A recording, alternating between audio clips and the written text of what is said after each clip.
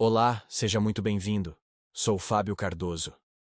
Minha intenção aqui não é convencer, mas convidar você a pensar sobre os tempos que vivemos, as realidades que nos cercam e os seres que habitam este mundo e o que está além dele. Refletir sobre o que existe, o que existiu e o que talvez ainda venha a existir. Inscreva-se. Transforma e não custa. Quando falamos dos mitos africanos, falamos não apenas de narrativas antigas, mas de uma maneira de compreender o universo, de perceber a alma das coisas e o elo invisível que une o homem, a natureza e o sagrado. Na África Negra, cada palavra, cada rito, cada símbolo carrega o peso de milênios de sabedoria transmitida pela tradição oral. O mito, para essas culturas, não é mera ficção ou fantasia. É uma linguagem da alma, uma ciência espiritual que explica a origem das coisas e legitima a ordem do mundo. Ele funda as crenças, revela os segredos da criação, estabelece as instituições sociais e ensina os valores que sustentam o equilíbrio entre o visível e o invisível. Nas sociedades africanas tradicionais, onde a palavra é um poder sagrado, o mito pertence ao domínio esotérico, reservado aos iniciados. É nos rituais e nas cerimônias de iniciação que o grande segredo das origens é revelado. O momento em que o homem comum é convidado a atravessar o limiar do mistério e tornar-se parte da corrente ancestral. Mesmo nas regiões islamizadas ou cristianizadas, essa tradição não desapareceu.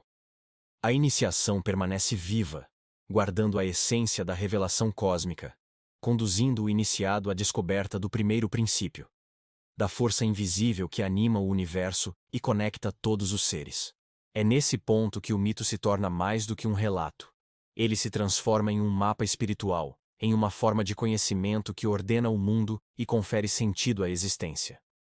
Ao sul do deserto do Saara, o pensamento africano encontra sua unidade espiritual no animismo, a crença na força vital que habita tudo o que existe. Para o homem africano tradicional, não há distinção absoluta entre o material e o espiritual. Tudo tem alma. Tudo vibra. Tudo participa de uma grande teia de energia que sustenta a vida. Essa concepção metafísica faz com que a noção de Deus, um ser supremo, invisível, eterno e criador, se confunda com o próprio princípio vital do cosmos. Esse Deus primordial é muitas vezes retratado como o sopro que trouxe o mundo à existência. Aquele que, com o poder da palavra e da saliva, transformou o caos em forma, a ausência em ser. Ele é a primeira vibração, o movimento espiral que faz nascer a vida, o redemoinho que contém o segredo do eterno retorno. Do Ser Supremo emanam todas as forças formando uma hierarquia cósmica. Os gênios e espíritos superiores delegados de Deus. Os ancestrais que, tendo vivido na Terra, retornam ao plano espiritual para guiar os vivos. Os homens portadores de consciência e de vontade. E por fim os espíritos menores que habitam os reinos animal, vegetal e mineral.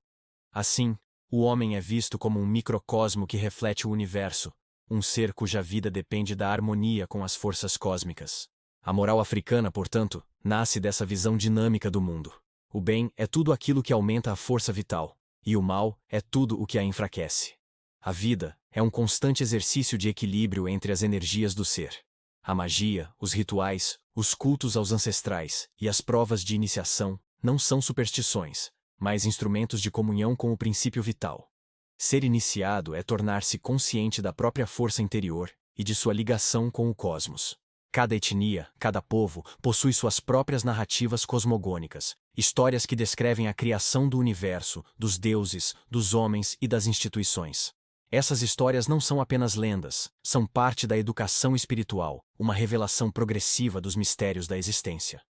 O mito situa o homem dentro da totalidade, mostra-lhe de onde veio e para onde vai, e, sobretudo, o ajuda a suportar o peso da vida e o mistério da morte.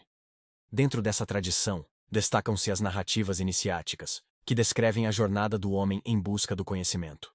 O personagem Kaidara, muito conhecido entre os peules da região do Níger, representa essa busca. Relatado por Amadou Hampâté. Bakaidara é o deus do ouro e da sabedoria, e aparece aos homens sob a forma de um velho disforme ou de um mendigo, imagem que simboliza o desprezo pela aparência e o valor oculto da essência.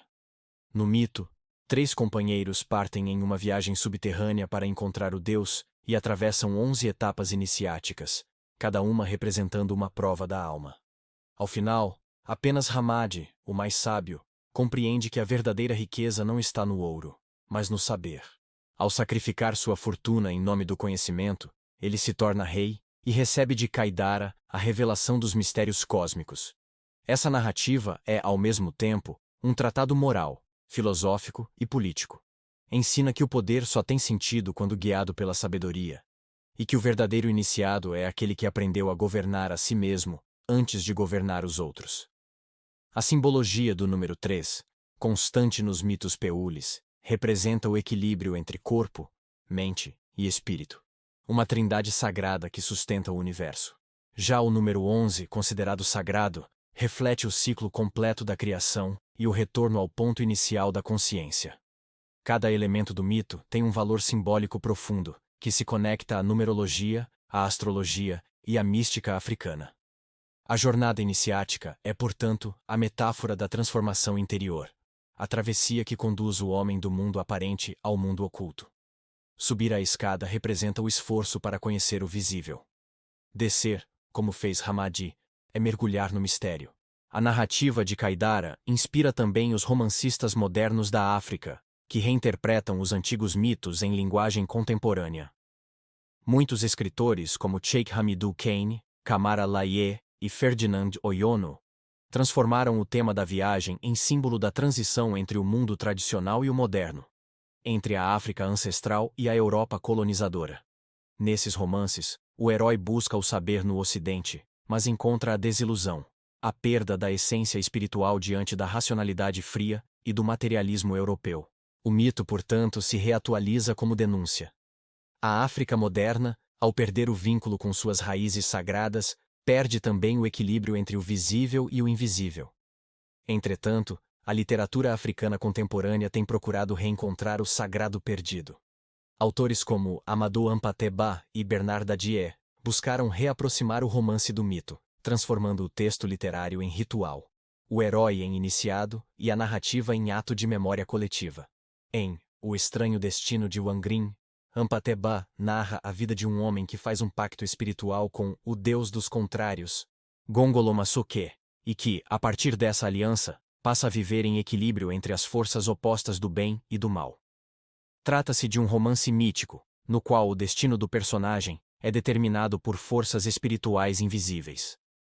O herói, como nos antigos mitos, é guiado por entidades, e sua trajetória reflete a eterna luta entre luz e trevas. Essa visão simbólica do mundo se mantém viva em toda a literatura africana que dialoga com o sagrado, dos ritos ancestrais às peças teatrais modernas. Após as independências africanas, especialmente na década de 60, o teatro e a literatura passaram a recontar os mitos de fundação dos povos, transformando-os em instrumentos de afirmação cultural e resistência política. Obras como Sundiata e Shaka exaltam os grandes heróis da África antiga, apresentando-os como figuras arquetípicas, dotadas de força espiritual, coragem e sabedoria. Esses heróis, filhos de deuses ou escolhidos pelos ancestrais, simbolizam a união entre o humano e o divino, a ponte entre o passado mítico e o presente histórico.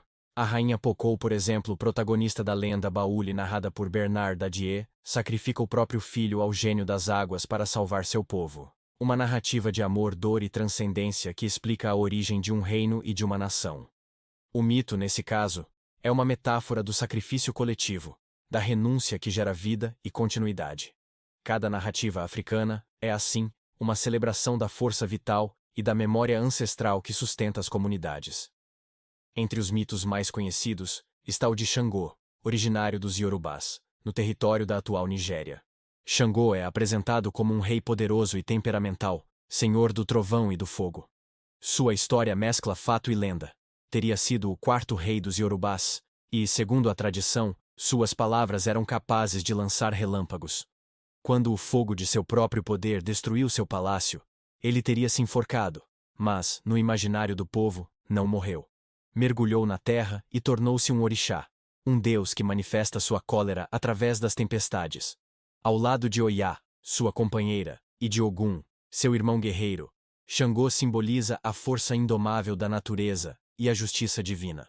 O culto a Xangô ultrapassou as fronteiras africanas, viajando com os povos escravizados até o Novo Mundo. No Brasil, em Cuba e no Haiti, seu nome ecoou nos terreiros, transformando-se em um dos pilares das religiões afrodiaspóricas. Nos ritos de possessão, quando o adepto é cavalgado por Xangô, ele se torna a encarnação viva do Deus, unindo o humano e o divino em um mesmo corpo. Essa fusão é a expressão suprema do animismo. O espírito não está distante, ele habita, dança, fala e se manifesta. O mito de Xangô não é apenas um relato sobre um rei deificado, mas uma metáfora do poder, da transformação e da justiça. Ele representa o equilíbrio entre a destruição e a renovação, entre a fúria e a sabedoria. Autores como Pierre Verger, Aimé Césaire e Ola Balogun exploraram o mito de Xangô como símbolo da identidade africana, mostrando como o herói se torna arquetípico, um espelho do próprio continente. Em A Tragédia do Rei Cristóvão, Césaire reinterpreta o mito iorubá ao associá-lo ao rei haitiano que, invocando Xangô, tenta restaurar o poder e a dignidade negra após a escravidão. O mito, aqui, se torna metáfora da luta política, do retorno às origens e da necessidade de redivinizar a história africana. Assim, os mitos africanos revelam um universo de profundidade espiritual e filosófica. São narrativas que ultrapassam o tempo, fundindo história e transcendência, razão e magia, matéria e espírito. Eles ensinam que o mundo não é apenas um cenário físico, mas um espaço sagrado, habitado por forças invisíveis que interagem com os homens. A tradição oral africana preserva, através dos mitos, a memória dos antepassados e a estrutura do cosmos. Cada símbolo, cada rito, cada dança é uma lembrança da origem e uma invocação à continuidade da vida. A arte, a música e a literatura moderna africana não fazem senão atualizar essa herança, traduzindo-a para novas linguagens sem quebrar o vínculo com o passado. O mito continua sendo a alma da África, a voz ancestral que fala através dos séculos, convidando o homem moderno, tantas vezes perdido entre o material e o virtual, a reencontrar o sentido da existência. Pensar os mitos africanos é, portanto, pensar sobre o próprio mistério de ser humano. A eterna busca pelo equilíbrio entre o corpo e o espírito, o visível e o invisível, o finito e o eterno. E é por isso que, mesmo diante da globalização e do esquecimento, os mitos continuam vivos, porque representam o pulsar daquilo que nunca morre, a força vital que anima o mundo, o sopro de Deus que fez o homem, a palavra sagrada que ainda ecoa nas florestas, nas aldeias, e nas almas que se lembram de que tudo é espírito, e o espírito está em tudo.